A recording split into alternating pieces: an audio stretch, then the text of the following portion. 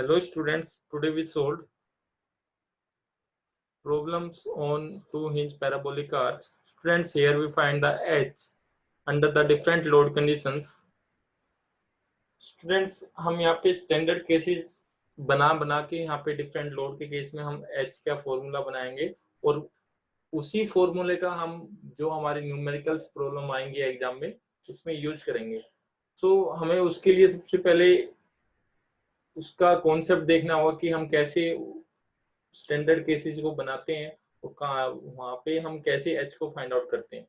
तो हम स्टार्ट करते हैं कि हमें स्टैंडर्ड केसेस के लिए हमें कौन कौन सी चीजें रिक्वायरमेंट होती हैं। तो सबसे पहले उनको एनालिसिस कर लेते हैं, उसके बाद हम एक स्टैंडर्ड केस लेते हैं उसको एनालिसिस करेंगे, right. So let's start with the introduction part. You can say that is a part which used to analyze the horizontal thrust under the various load condition. So here you see this is the two-hinge parabolic arch, right?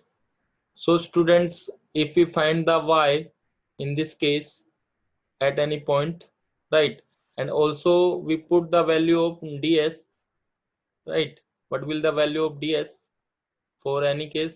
So here we find the ds and y for all type of cases.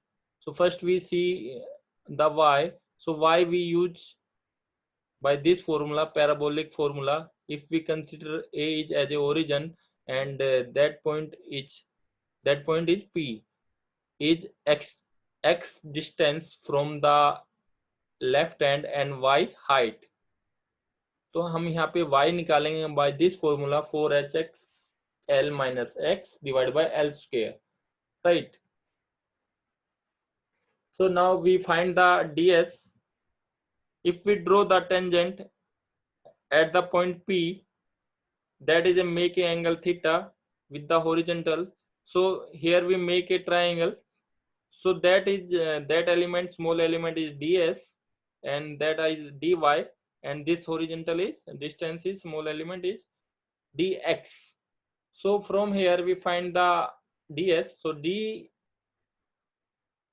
divided by dx, that is the secant theta, right? Dx by ds by dx, that is the secant theta. Students, this is the here is the mistake. The dx by dx, यहाँ पे आप क्या करोगे, sin theta करोगे, right? So here now we find the horizontal thrust by using this formula. So here put the value of d, हमने ये formula पढ़ा है, ठीक है। तो ये फॉर्मूला क्या है हमारा, m y ds by dei divided by ei and y square ds divided by ei. So यहाँ पे हम ds की जगह क्या पुट कर देंगे, dx divided by ei secant theta, same as it is. यहाँ पे जो हमारा ds है वहाँ पे dx divided by ei secant theta put कर देंगे।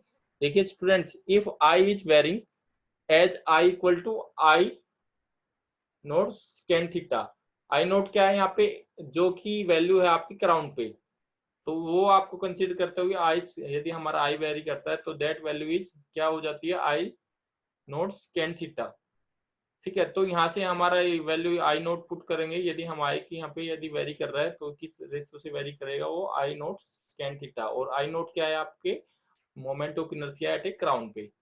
सो here we put the I value, तो secant से secant कैंसिल हो जाएगा हमारा।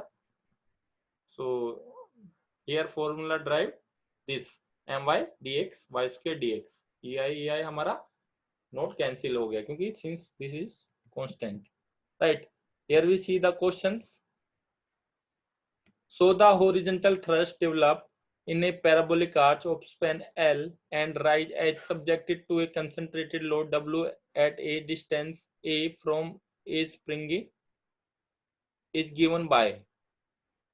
देखिए यहाँ पे क्या है आपका क्वेश्चन, मैंने है ना यहाँ पे आपके स्टैंडर्ड केस लेके चला हूँ।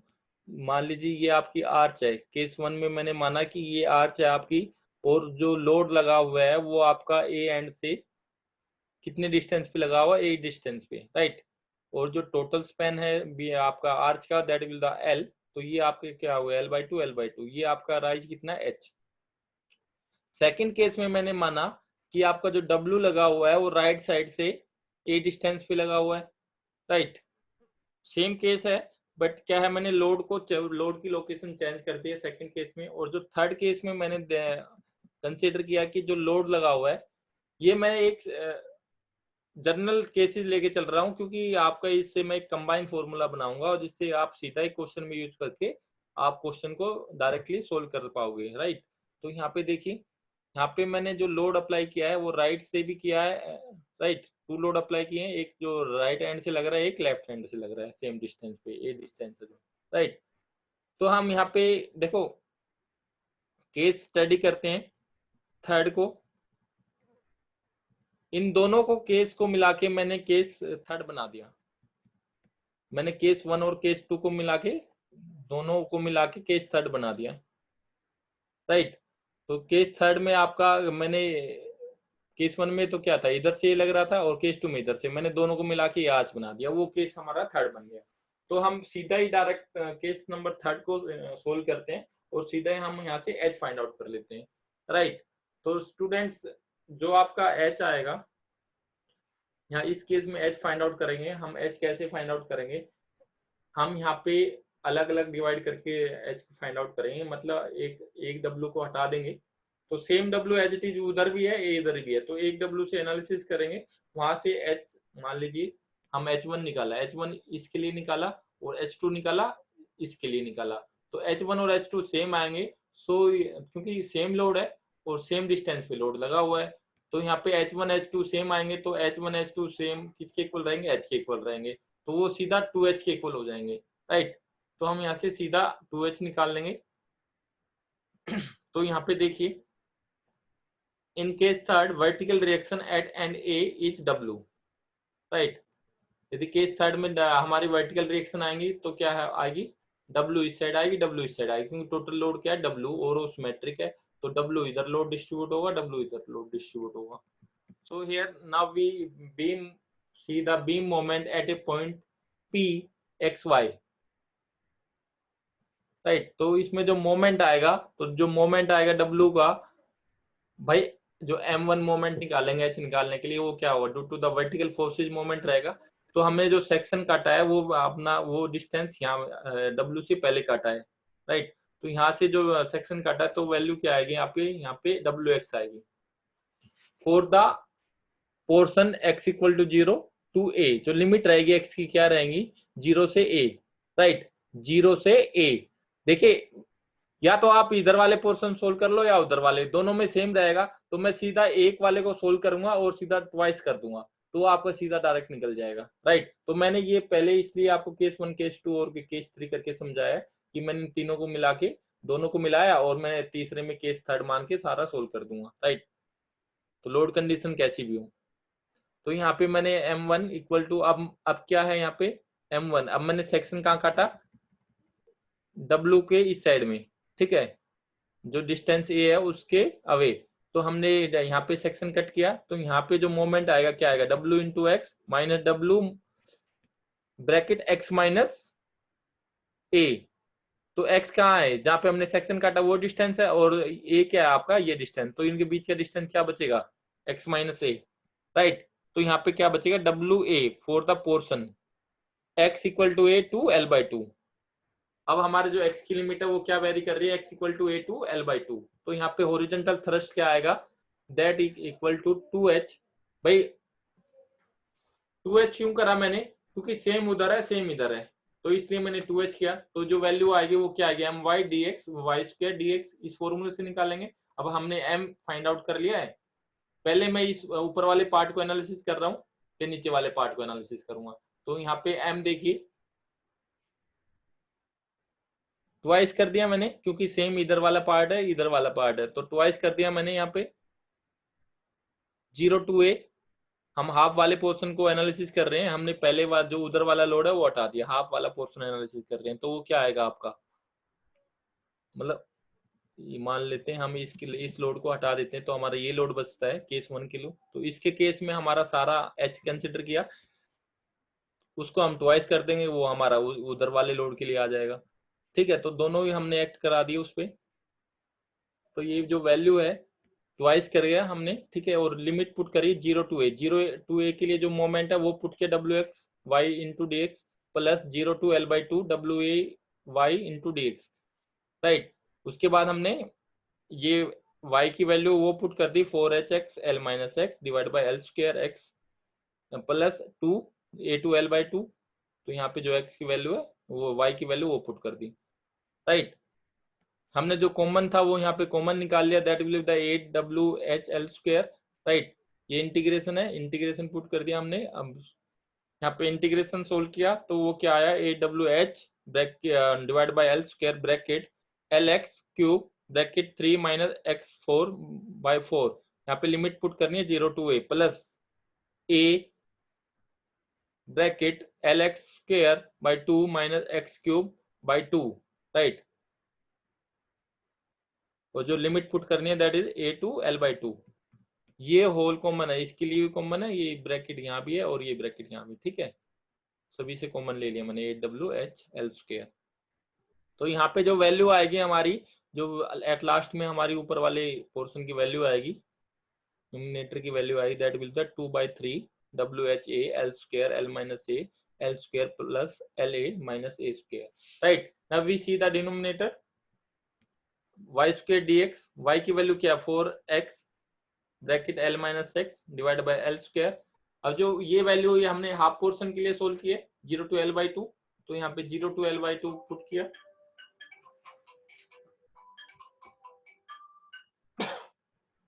0 to l by 2 पुट किया, राइट। अब पूरे के लिए क्या करेंगे, ट्वाइस कर देंगे, जो कॉमन आ रहा है जो कांस्टेंट है वो मैंने बाहर ले लिया 16h square divide by l4, right. Here जो भी रिमेनिंग पार्ट है मैंने यहाँ पे फॉर्मूला ओपन कर लिया, l square plus x square minus 2lx और x से मल्टीप्लाई कर दिया, राइट। तो ये आ गया आपका dx। अब हमने इंटीग्रेशन किया, तो इंटीग्रेशन करने के बाद ये वैल्यू आई और लिमिट पुट कर दी, दैट इज फाइनल रिजल्ट हमारा क्या आया, 8 divide by 15h square l, right. तो ये जो वैल्यू है अब हम h की इक्वेशन 1 में टेक देंगे, h में पुट कर देंगे, राइट। तो हम यहाँ क्या था हमारा 2h equal to m S Y D X Y square D X, तो ये वैल्यू पुट की मैंने, जो m की वैल्यू आई थी m वाई डी एक्स की वैल्यू आई थी वो मैंने सारी पुट कर दी, और ये वाई स्क्वायर डी एक्स की वैल्यू आई थी ये पुट कर दी। ये ऊपर जाके क्या हो गया 15 ऊपर आ गया और ये h स्क्वायर l 8 नीचे आ गया, राइट। तो यहाँ से जो h आएगा आपका 5/8 WHL cube a l minus a l square plus la minus a square. तो स्टूडेंट्स ये वाला फॉर्मूला है जो हमने अभी ड्राइव किया है, this one two find the h, right. तो ये आपको याद करना है, ये आपको याद करना है, क्योंकि आप किसी भी आप कहीं पे भी लोड लग रहा होगा, by using this formula we find the easily h, केवल a वेरी करेगा और l की। यदि मान लीजिए हमें यहाँ पे जो वैल्यू a है, मैं यहाँ पे दिखा दे रहा हूँ आपको, मान लीजिए ये केस है हमारा, तो a की वैल्यू यहाँ पे पुट कर देंगे, l की वैल्यू पुट कर देंगे, डायरेक्टली हमारा h निकल जाएगा। यदि ये केस है तो भी यहाँ पे हम, ये वाला केस है तो भी यहाँ पे हम a की वैल्यू पुट करेंगे कि a से कितना डिस्टेंस पे है, a की वैल्यू पुट हो जाएगी, वहां पे l की वैल्यू, वहां से हम सीधा h डायरेक्टली फाइंड आउट कर सकते हैं। इस केस के लिए, इस केस के लिए डायरेक्टली h फाइंड आउट कर सकते हैं, और इस केस के लिए भी डायरेक्टली h फाइंड आउट कराई है हमने, ठीक है। तो इसमें हमें ये फॉर्मूला याद होना चाहिए, ये फॉर्मूला याद करना है हमें, याद कर लेना स्टूडेंट्स। मैं एक क्वेश्चन बता दे रहा हूँ कि कैसे सोल्व करेंगे। देखो ये क्वेश्चन गिवन है, ए 2 hinge parabolic arch of span 30 meter and rise 6 meter carries a 2 point loads is 60 kilonewton acting a 7.5 meter and 15 meter from the left end respectively. The moment of inertia varies at the secant of slope. Determine the horizontal thrust and maximum positive and negative moment in the arch rib. So here we find the maximum positive and maximum negative moment. तो student सबसे पहले हमारे जो unknown forces है वो find out करने होंगे। तो यहाँ पे अननोन फोर्सेज है हमारे रिएक्शंस, जो कि वर्टिकल रिएक्शंस है और हॉरिजॉन्टल रिएक्शंस है। तो सबसे पहला हमारा जो रोल है, जो डिफिकल्ट हमें सबसे पहले जो फाइंड आउट करना है h, क्योंकि h में हमें थोड़ा डिफिकल्ट पार्ट है, इसमें, ना तो फिर वी ए हो तो आराम से वी ए भी तो आराम से निकल जाएगा। तो यहाँ पे देखिए जो एच होगा, एच हम कैसे फाइंड आउट करेंगे, H that is equal to H1 plus H2। तो जो H1 H2 क्या है, H1 क्या है आपका, due to the this force 60 kilo newton, ये मैंने हटा दिया, ये हम सोचने की है ही नहीं। तो हमारे इसके कारण जो H1 आएगा दैट इज द H1, उसके बाद H2 आएगा, इसको मैंने हटा दिया, अब इसके कारण जो आएगा that is the H2, right. Now we by the superposition principle we add that we H for this arch. तो मैंने इंडिविजुअली सोल्व किया है, सेपरेट सेपरेट सोल्व करके हमारे लिए इजी हो गया और सीधा H हमारा फाइंड आउट हो जाएगा। तो H1 के लिए हमारा कौन सा फॉर्मूला यूज होगा, जो मैंने बताया था स्टूडेंट्स, ये वाला फॉर्मूला यूज होगा 5/8 WHL cube A L minus A L square plus L A minus A square. सीधा डायरेक्ट ये फॉर्मूला यूज किया मैंने, यहाँ पे ए की वैल्यू चेंज कर दी है, ए की वैल्यू जितनी है वो पुट की यहाँ पे, और एल की वैल्यू जितनी है वो पुट की, राइट। डब्ल्यू हमने पुट किया जितना है, डब्ल्यू 60 किलो न्यूटन है, एच 6 मीटर है, एल 30 मीटर, और ए कितना है 7.5, कितने डिस्टेंस पे लगा 7.5, डायरेक्टली पुट किया तो यहाँ से H1 निकल गया। H1 क्या हमारा 41.748 किलो न्यूटन, राइट। तो समझ में आ गया होगा। सिमिलरली हम H2 निकालेंगे सेम फॉर्मूले से, वहां पे जो ए की वैल्यू है वो पुट कर देंगे, यहाँ पे ए की वैल्यू क्या हो जाएगी अपनी अब 15, तो यहाँ पे क्या पुट करोगे ए की वैल्यू 15, तो 15 पुट कीजिए, वहां से H2 निकल जाएगा, दोनों को प्लस कर दीजिए वो H आ जाएगा। तो यहाँ पे हमारा हॉरिजॉन्टल थ्रस्ट कितना आया 100.358 किलो न्यूटन, राइट। अब हमें निकालना है वर्टिकल रिएक्शन। तो वर्टिकल रिएक्शन वही हम कैसे निकालते हैं, by using the equilibrium equations. So यहाँ पे taking the moment about the point B, so लीजिए moment VA into 30 equal to 60 into कितना है आपका डिस्टेंस, कितना बचा हुआ है भाई, VA इंटू दिस वन 30, और ये 60 इंटू 30 में से 7.5 गए 22.5 बचा, और into minus 60 into 15 equal to 0। तो यहाँ से VA निकल जाएगा that is 75 kilo newton. Now we are using the second equation of equilibrium, that is a total summation of total vertical forces equal to 0। तो यहाँ पे VA plus VB क्या है 120 के इक्वल है, और VA की वैल्यू हमें पता क्या है माइनस 75 है, तो यहाँ पे मैंने पुट कर दिया minus 75 that is 45 kilo Newton. So at a 7.5 meter from left springing point A, अब हमें मोमेंट निकालना है, तो मोमेंट के लिए हमें y भी चाहिए होगा क्योंकि h का रोल आ जाएगा मोमेंट में, राइट। तो मोमेंट के लिए हमें y निकालना होगा, तो y हम यदि हम देखते हैं कि 7.5 मीटर डिस्टेंस पे कितना y होता है, तो bye using the parabolic formula 4h lx 4h और x l minus x divide by L square. तो यहाँ से जो आएगा y 4.5 मीटर, तो 4.5 मीटर पे हाइट पे और आपका 7.5 मीटर डिस्टेंस पे, यहाँ से 7.5 और ये आपका 4.5, तो यहाँ पे आपका कितना मोमेंट रहेगा वो मैंने निकाल लिया है यहाँ पे, that is 75 into 7.5 minus h into Y, right. तो दैट इज 110.96 किलो न्यूटन। और यदि क्राउन पे देखे तो क्राउन पे क्या आएगा mx, क्राउन पे क्या आएगा, किधर से ले लीजिए उधर से ले लीजिए, तो क्राउन पे जिधर से इजी रहेगा उधर से ले लीजिए, 45 into 15 bb into 15 minus h into Y, तो कितना है 72.948, राइट। तो स्टूडेंट जो मैक्सिमम मोमेंट है आपका 110.961 जो पॉजिटिव मोमेंट है। यदि नेगेटिव मोमेंट देखे तो हमें पता नहीं उधर वाले एंड पे आएगा क्योंकि डिक्रीजिंग जा रहा है राइट साइड वाले एंड पे, तो हमारा क्या रहेगा, यदि मान लेते हैं किसी x डिस्टेंस पे हम सेक्शन कट करते हैं और मोमेंट फाइंड आउट करते हैं, तो क्या आएगा 45x minus 100.34 to y, right. हमने यहाँ पे y की वैल्यू पुट कर दी, y इन जर्नल x की फॉर्म में पुट करेंगे क्योंकि x पता नहीं है, तो जर्नल x की फॉर्म में आएगा, तो हमारा जो mx आएगा x की टर्म में आ जाएगा। Now we find the maximum negative moment के लिए क्या करते हैं, taking a derivative with respect to x that is put equal to 0।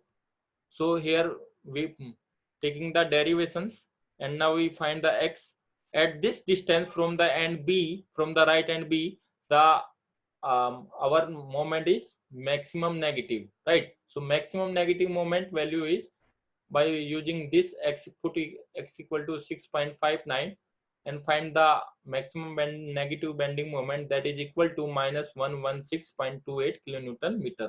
So students, यहाँ से हमने नेगेटिव बेंडिंग मोमेंट भी निकाल लिया और पॉजिटिव बेंडिंग मोमेंट भी निकाल लिया। तो मैंने स्टूडेंट्स इस क्वेश्चन से आपको सारी चीजें बता दी हैं। एक बार फिर से इसको देखिए, क्वेश्चन को अपने आप सोल्व कीजिए क्वेश्चन को। और यहाँ पे आप किसी भी टाइप का लोड हो, आपका लोड क्या यहाँ भी लगा हो, यूनिट लोड लगा हो, राइट। यदि राइट साइड में कोई यूनिट लोड लगा हुआ तो 3H1 3 आ जाते हैं आपके, H1 H2 H3 तीनों को समेशन लेके हम कर देते हैं, राइट।